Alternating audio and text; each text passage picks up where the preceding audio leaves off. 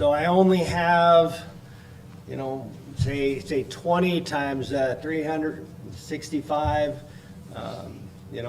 whatever is that, 7,300 days left of my life. If I were to calculate 20 more years, how does that gain me wisdom? And yet that's what this passage says, that he's telling us and asking us, and he's asking God, help me to understand that I have an end that's not that far away. And that doesn't matter how old you are. Because even if it's, 80 years you have left, that's a very finite number, and it's not very many, as the passage we're going to look at in a minute talks about. In the context of your eternal life, it will be like being a toddler. I mean, it's even less than that. And so the idea of wisdom, pointing towards the idea that I'm going to die, and I'm going to die in not that distant of a future. How does that teach me wisdom? That's a really interesting thought, I think. Now, I don't know if you think that's an interesting thought, but I do. And so I want to follow that up with another passage. And that's in Psalm 39. And so in Psalm 39, verses 4 through 7, we see the same idea brought out. He says in verse 4, O Lord, make me know my end and what is the measure of my days. Let me know how fleeting I am, that I'm just here for a breath and then I'm gone. So what does that teach me? How does that help me have godly wisdom? That's kind of the question for today. And that's one I want to answer, and I want to help you. As I talked about, 5, 6 lessons ago, the beginning of wisdom is the idea that we will give an account for everything we've done, that we fear the Lord. There is a master we all have, and we will account for ourselves. And that is the beginning of wisdom. It's not the end, it's not the purpose, it's not the goal. And today I want to talk about that purpose and goal, and specifically where we're trying to go with it. And this passage begins to hint at that. And so I want to continue on to verse 5. Behold, you have made my days a few handbreadths. When I read that, I always think of how many hands high a horse is. Right? Because that came from actually taking a hand, and you put it up there, and it's divided by 4, every hand divided by 4 because of the width of the fingers, and they're, however many hands high they are to the withers. And then he's telling us, my life, I only got like 3 hands. I only have a few. That's the length of my life. Just a tiny portion compared to the height of a horse's withers.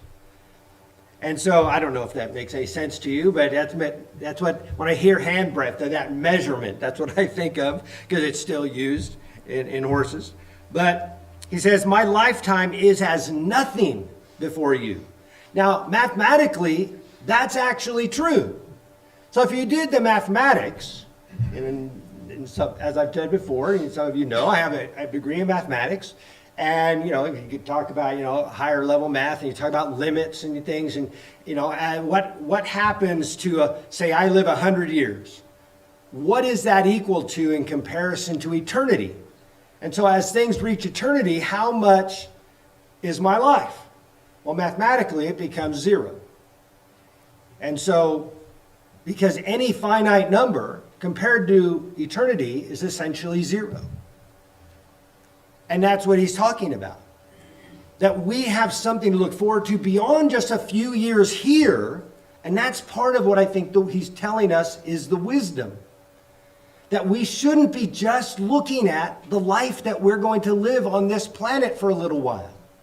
We've got to see beyond it. Or we're going to get focused on the things that ultimately won't matter. Think about a child.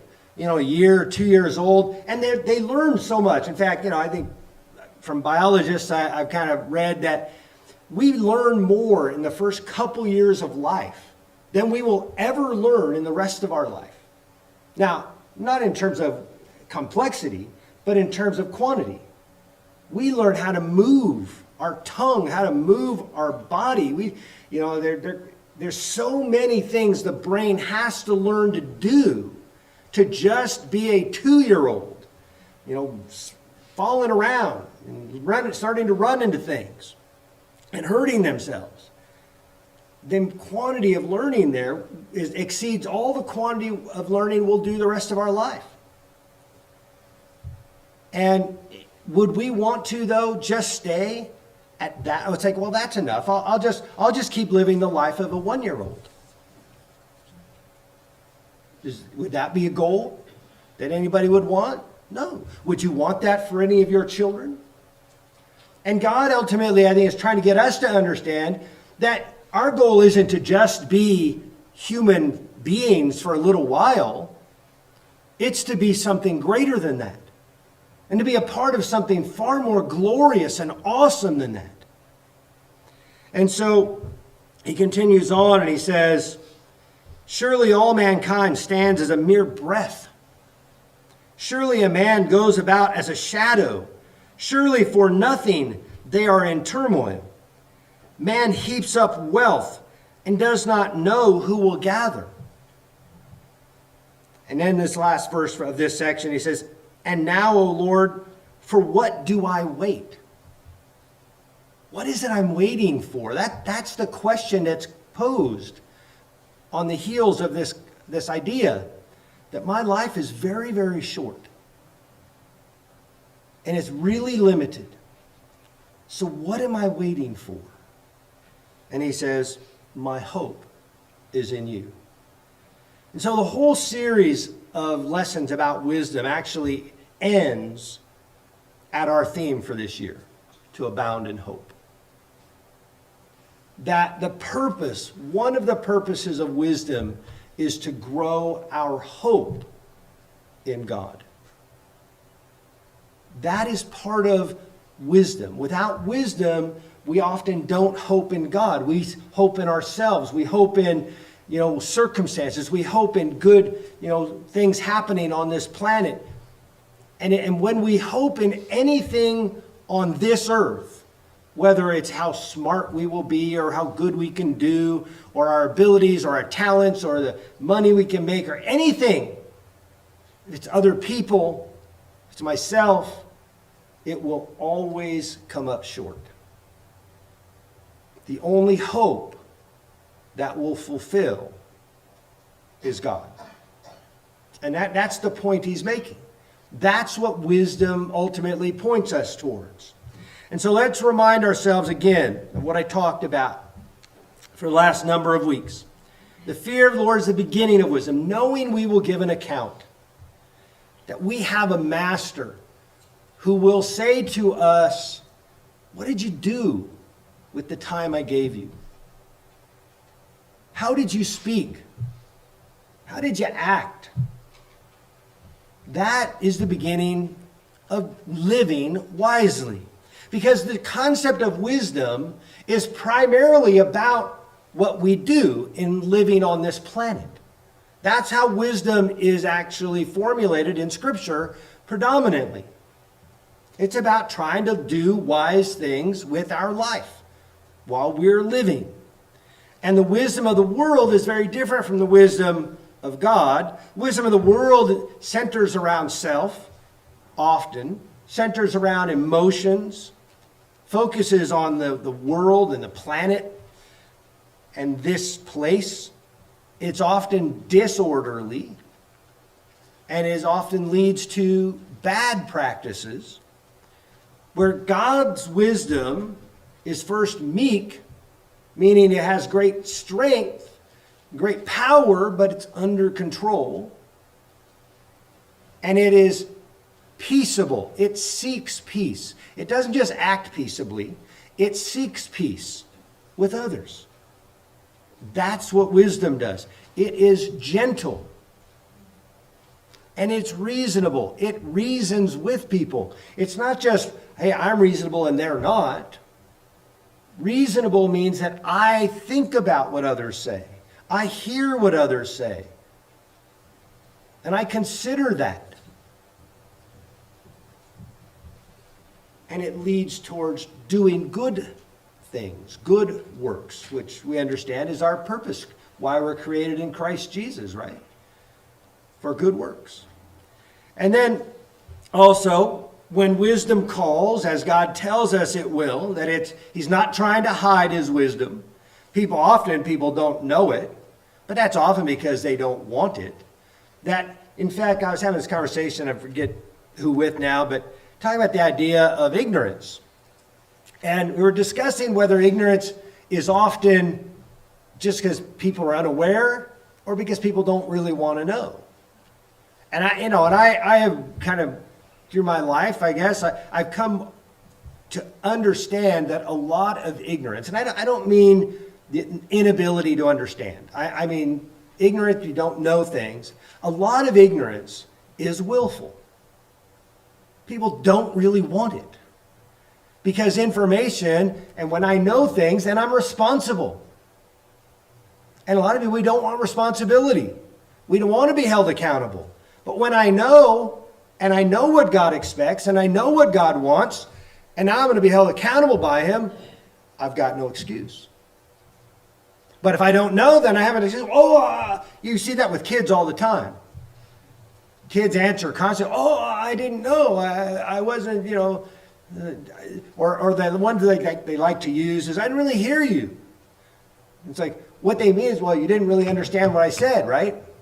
No, but because you weren't really paying attention, you weren't really listening, but you knew I was talking, but you didn't ask me what I said because you didn't really want to know. You wanted to keep playing your game. That's what people are. We're not any different than little kids. Hopefully, a lot of us, older people, are just bigger little kids. And so, wisdom does call out. Wisdom is out there, but we often don't want to hear it. And that's a warning God gave us in Proverbs. There are costs and benefits of wisdom, but it doesn't solve all the problems of human life. Wisdom doesn't mean your life is going to be longer or better without trouble. Wisdom doesn't mean that. That's why Solomon's like, man, this is a really depressing idea. It's so futile. That the person with great wisdom has the exact same things happen to them as the person who has none. But in the whole comparison of wisdom, it comes down to it's still better to have wisdom than to be foolish. And wisdom isn't new. That this modern philosophy that every idea and philosophy and thought that is newer is better is ignorant. These are people who haven't read some of the thinkers of 2,000 years ago. These are deep thinkers, right? And God is deeper than they were. The idea that wisdom is something we're going to eventually get better and better at is foolish, because as 1 Corinthians 2 talks about, that the wisdom of God was created before mankind. We were created by his wisdom. Now, I want to come, and this will come to the point, the conclusion of all of this. The book of Proverbs and Ecclesiastes, they mainly cover the idea of living wisely, right? The book of Proverbs is about how to live wisely. It's about a bunch of principles, and you do them well in this world, and that's probably the best you can do. And the book of Ecclesiastes, Solomon's whole attempt to kind of figure out what's the whole point, what is the whole purpose of life under the sun, and what is his conclusion? Fear God and keep his commandments, because that is the whole of man. That is the best you can and I can do. That's the best we can do in living on this planet. And now that's not one or another. That's taking all of them together and living them in a cohesive way Not, well, I'll do this one. I like these the best. I ignore those. No. It's taking every commandment God has given and ordering our life around them so that we live them. We don't just know them, we practice them. That's the point. Because that's what he said. Fear God and keep his commandments, which means doing them. It doesn't mean just knowing them. He didn't say fear God and know his commandments. He said fear God and keep them, do them. And if you look up the word proverb, at least in English, and I haven't checked this for Hebrew or Greek, but if you just like search the term wisdom, at least in the ESV, and look at it in the entire Bible, by book, Proverbs and Ecclesiastes are the top two for the word wisdom. And the point of them is to try and teach us about living well, living godly, wise lives. Now, in Ephesians chapter 5, the idea of walking like Christ, we see wisdom appear. But not just wisdom, we see love and light. All of these occur in this idea of imitating God. Because that's what wisdom is essentially. It's us walking in this world trying to imitate God. I remember years ago, I don't know, maybe a conversation Dave and I had years ago about the idea of becoming like, you get 40, 50 years old and you're like, did my dad at 40 and 50 know as little as I do? Was he still trying to figure it out? You didn't think so. You think they knew everything. You thought when you were a little kid they understood everything. That they weren't just guessing a whole bunch of the time. They weren't just trying to do their best with a little bit of information. And you're thinking, and now you get there and go, am I just dumber than the people that went before me? Or no, is this really what life is like? That we grow up and we're still just trying to do the best we can with limited resources. And yeah, because we're all trying to imitate. You ever remember yourself or others when you as a little kid imitating a parent? Acting like them, walking like them. I think I just saw James, moving his hand like during singing, trying to kind of imitate his dad during song leading. Little kids do that all the time. It's a common thing. Why do we imitate people who are older? Because we don't know how to do what they're doing. So we kind of play at it. In fact, when people first get married, especially when you first get married and if you're married in your 20s, doesn't it almost feel like are we just kind of playing house here? That we really don't know what it's like to be married yet? And that's true. When you're newly married, you know what you're living? You're living everything you've seen and heard from other people and think you're supposed to do. That's why, the story, I know Ben and Audrey had a similar story Julie and I had, which was you trying to figure out being married, and everybody's roles. You don't talk, and you might talk about a lot of stuff, but you never talk about everything. Like, whose responsibility is it to take the trash out when the trash is full inside the house? Right? That was a big argument that Ben and Audrey had. Julie and I didn't have a huge one. She simply came to me one time and says, why aren't you taking the trash out? It's piling up. I said, well, don't you take it out? I didn't grow up in a house where it was Dad's responsibility. Partly because my dad wasn't really around, but that wasn't a pattern I knew. But in Julie's mind, that was Dad's job. And when Dad didn't do it, there's something wrong.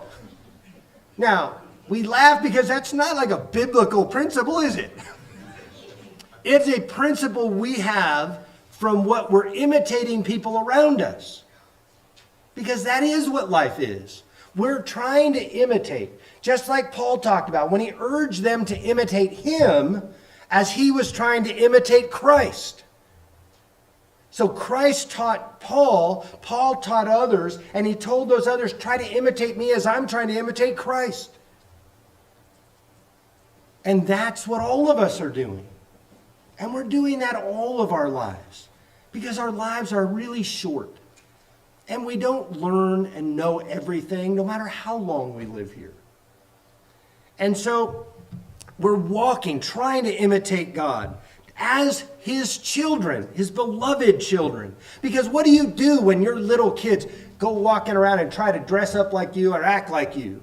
Do you get mad, or are you upset, or you take that somewhat as a compliment? Yeah, you smile at it because you love them. And God does that. He wants us to imitate him and walk in love, as he said in verse 2, as Christ loved us. So we love as he loved us. So we're trying to love others the way we understand he tried to love us. And we're going to be limited by how well we understand his love. And so he goes on, he gave himself for us, a fragrant offering, a sacrifice to God. Do we give of ourselves like he did? That's what he's urging us to do. And then I'm going to leave some of that part out, talking about what we don't want to do and worldly stuff. But he says, coming down to verse 8, for at one time you were in darkness, but now you're light in the Lord. Walk as children of light. The fruit of light is found in all that is good and right and true. So we're seeking what's good. Remember we talked about the wisdom, how godly wisdom leads to goodness and gentleness and kindness, and those ideas. That walking as children of light is trying to understand what is good, what's right, what's true.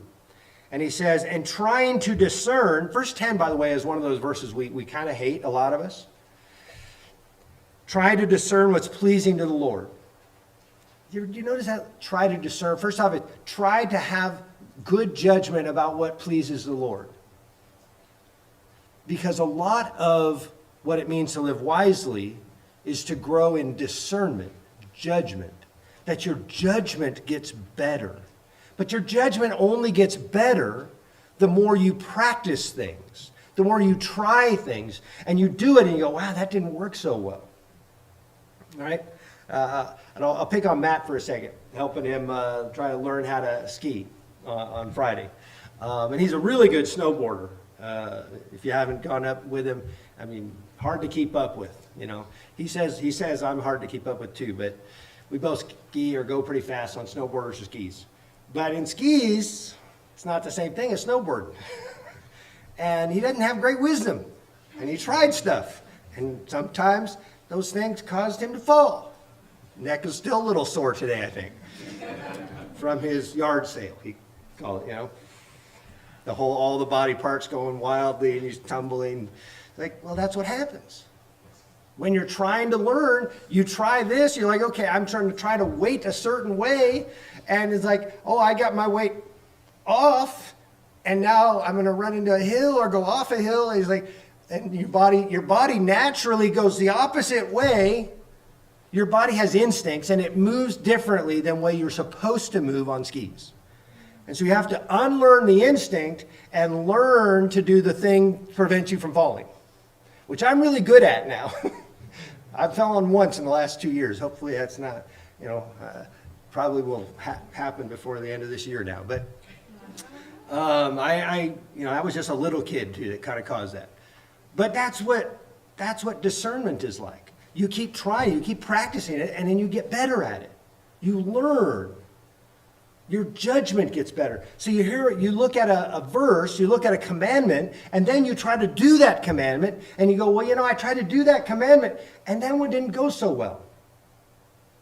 You know what? The passages in 1st and 2nd Timothy and Titus that tell evangelists what to do and how to discipline and correct and rebuke and all of those things, those are weighty commands to a preacher. The responsibilities God demands of you. When your job is to preach his word, he expects you to do all of it. Every part of it. The good, the bad, the stuff that hurts, the stuff that makes you feel good. And when you try and do that, a lot of times it doesn't work out great. You don't do it well. And then hopefully you get better at it.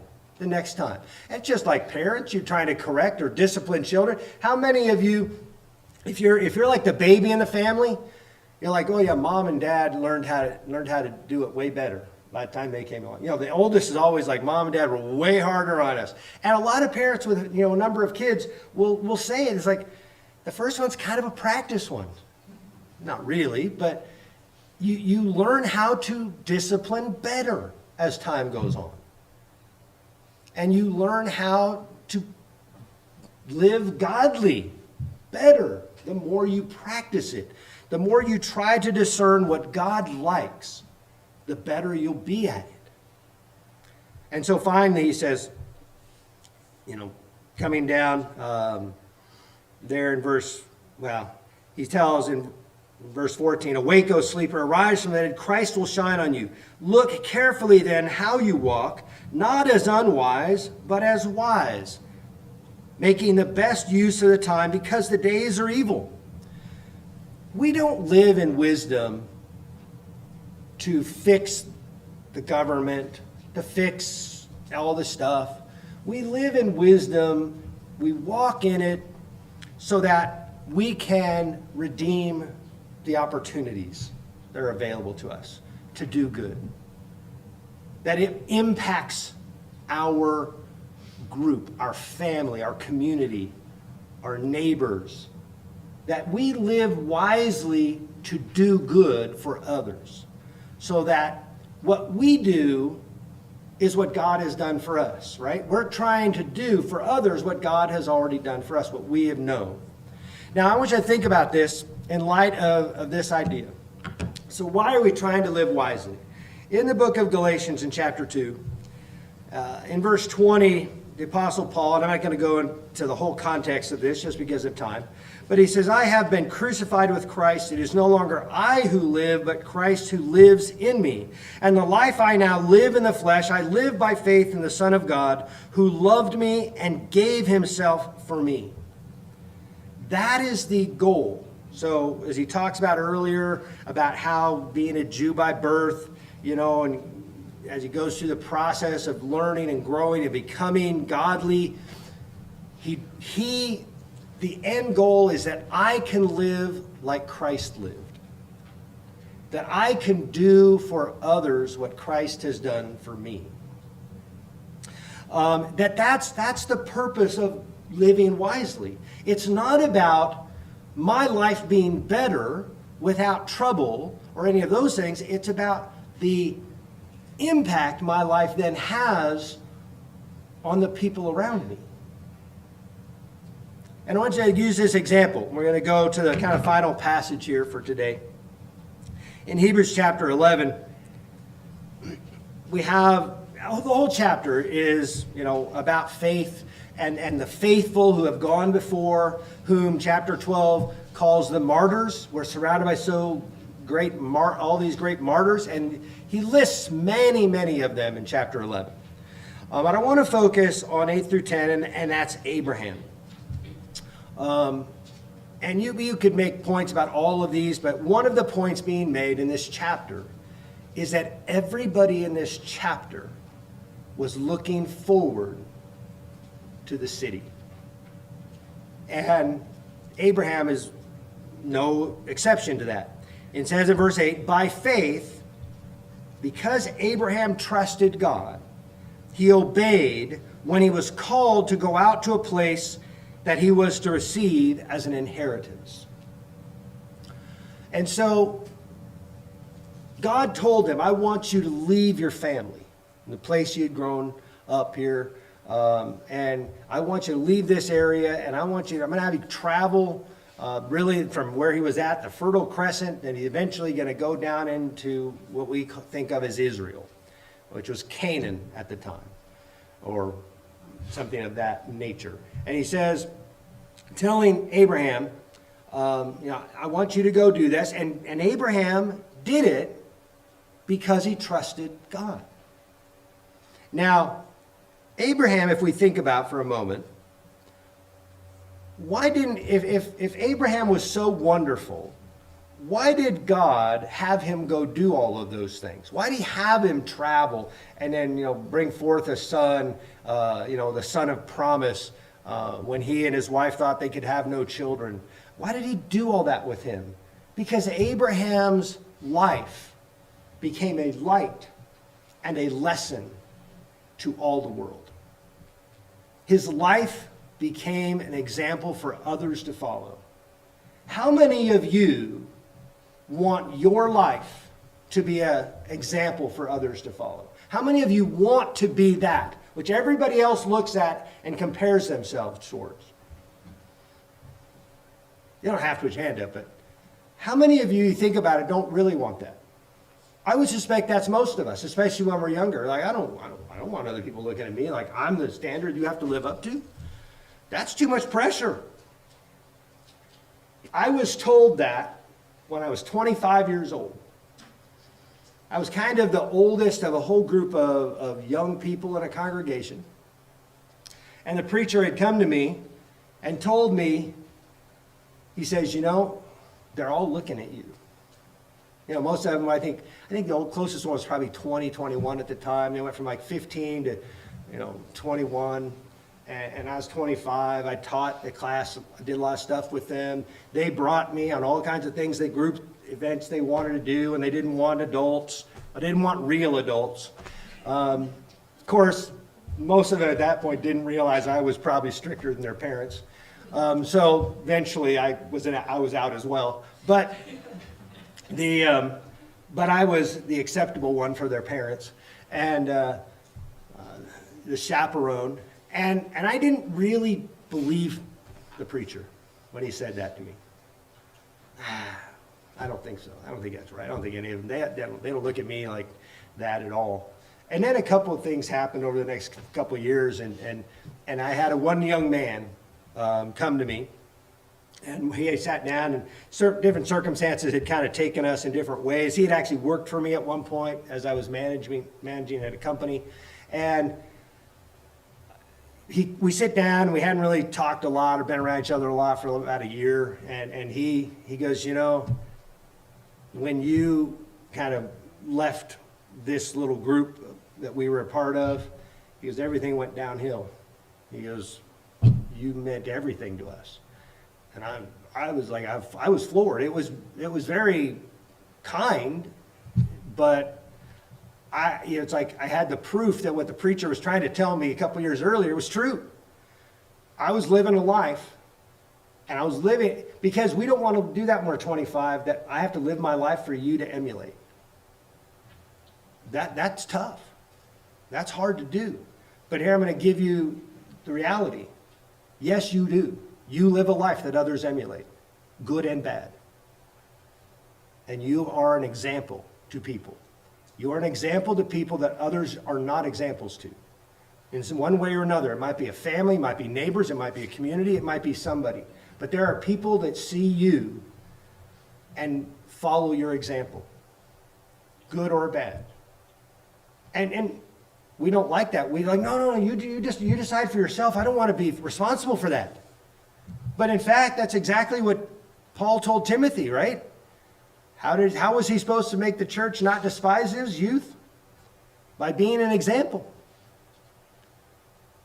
But the truth is, every one of us is. We may not know it, we may not see it, we may not know till later. Other people were looking at you and copying you. They were imitating you because they thought you understood something they wanted to know. And we need to take account for that. That it isn't just about trusting God. The reason we live wisely is not just for ourselves, but for our family, for our community, for our church. We have a responsibility, each of us, to one another. That's what Ephesians 4 talks about how important it is that every one of us does our little part in the growth of the whole. Because the chains is only as strong, they say, as the weakest link, right? And so, Abraham, why did he do all that, though? He went out not knowing where he was going. By faith, he went to live in the land of promise, as in a foreign land. So here's the land that God says, I'm giving to you, but I've got to live there like I'm a total stranger to all of them, which he was. And he says, living in tents. Now, I was listening to somebody recently that talked about Abraham being this nomad. The truth is, where Abraham came from is not nomadic. The houses that were built, that have been discovered archaeologically from his time frame of living in the land of Ur, are pretty, there was a lot of wealth there. The houses were pretty big. They were like 2,000 square feet. Living quarters, built of stone. This was not just out in the middle of nowhere, living in tents. But that's what he eventually did, because he was called from that city where he grew up in to live as this nomad, this sojourner in a foreign land. And why did he do all that, though? Because this is the answer to the why. This is the answer to why you and I live wisely, why we listen to the commandments of God, the teachings of God, to try and practice them, is the exact same reason Abraham did. He was looking forward to the city that has foundations, whose designer and builder is God. Our heavenly hope. Because that's what it's all about. That's the goal. That's putting the ball through the net. Okay? We do it here, though, and we do it not for ourselves, but for God and for one another. And so we need to look at our families and build our families and do these things for our church, for our community. Not because it's what we want, because it's what God wants. And what God wants for us is good for us. It's helpful for us to walk with him.